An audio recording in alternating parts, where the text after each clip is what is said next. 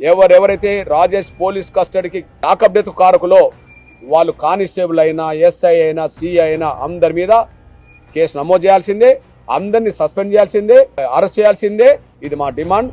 ఈ విషయంలో మా రెడ్ల ప్రభుత్వం ఉన్నది కదా. ముఖ్యమంత్రి ఎవరు? రెడ్డి.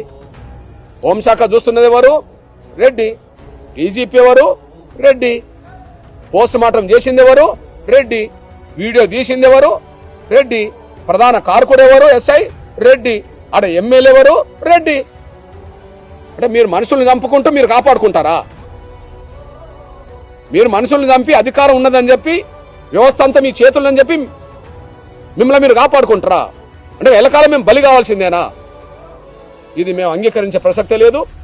ఈ విషయం తెలంగాణలో కాంగ్రెస్ పార్టీ, కాంగ్రెస్ ప్రభుత్వం దీని మీద సరైన విధంగా స్పందించి అందరి మీద చర్య తీసుకోకపోతే రాజకీయ మూల్యం చెల్లించే రోజు ఈ విషయంలో వస్తుందనే విషయం కూడా నేను రేవంత్ రెడ్డి సర్కార్కు గుర్తు చేస్తున్నా, హెచ్చరిస్తున్నా.